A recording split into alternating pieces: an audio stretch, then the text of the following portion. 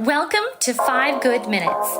You're listening to today's inspirational message on the book of 1 Thessalonians with Dan Irvin. Well, this week we're taking a look at the book of 1 Thessalonians chapter 1. And today I want to look at chapter 1, verses 2 through 5. And before we do that, I think it's important to understand where we are. Who's writing this book? Who are they writing to? In the first verse, we see Paul, Silas, and Timothy writing to the church in Thessalonica. Thessalonica was an important city in the first century.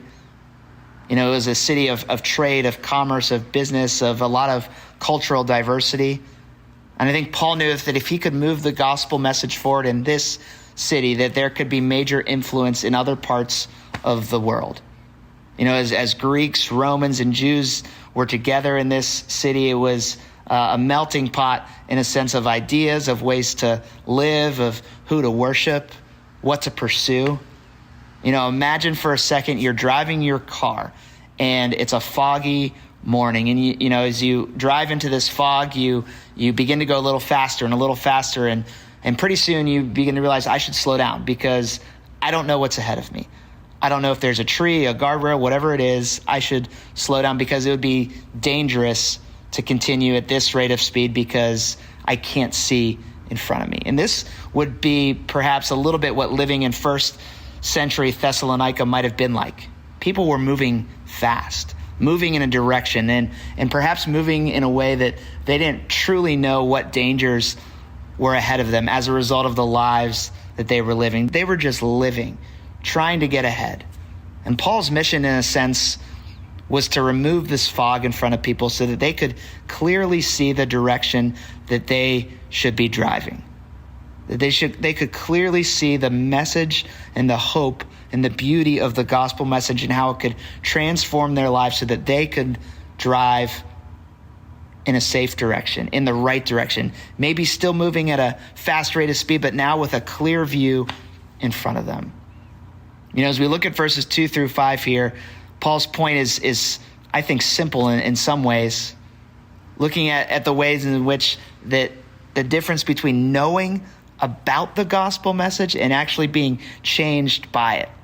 You know, he's reminding the Thessalonians that they didn't just hear the gospel as words, but they experienced it. Listen to Paul's words. The gospel message came to them not simply with words, but also with power, with the Holy Spirit and deep conviction. It wasn't just information that was important, but it was the transformation that happened when they took it in. I think there's a lot of us, many of us, even as we listen to this, who might be familiar with the gospel, understand it. Maybe you've been around church for a while, but there's been no true change in our hearts. Maybe you know people like this. You can understand the doctrine, you can conceptualize it, but Paul would argue here that if the gospel actually hasn't reoriented your heart, if it hasn't fundamentally reshaped your life, then Paul would argue that you might not have really grasped it at all. You imagine this for a second. You have fallen in love with a person, with someone. And, you know, when this happens, it doesn't just adjust, you know, your daily schedule, which it will. You'll go different places. You'll spend more time with this person. You'll think about this person more often. But it changes fundamentally everything about your heart. It changes what you care about, what you think about, how you make decisions now in light of this new person that you love in your life. And in a very similar way, in a much deeper way, the gospel does the same thing. It's not just we're accepting a new belief system. You see, the gospel is not just advice. It's not just a self-improvement plan. It's news. It's earth-shattering, world-changing news about what God has done for us. And when that news lands inside of our hearts with power, when the Spirit of God makes this real to us, everything changes. C.S. Lewis wrote about it like this years ago. He said, Christianity, if false, is of no importance, and if true, is of infinite importance. The only thing that it cannot be is moderately important.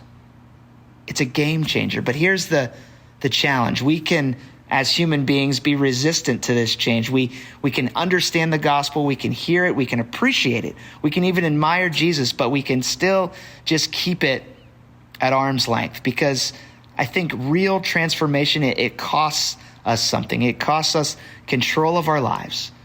It means, in a sense, allowing God to reshape not just what we do, but what we want. I think it's easier in many ways to have Jesus as a consultant and not our king, someone we bow down to.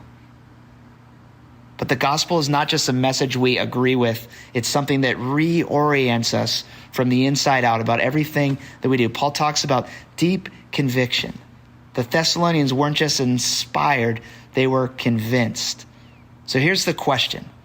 If you let the gospel move beyond theory in your life and into this reality that can change the very being of who you are.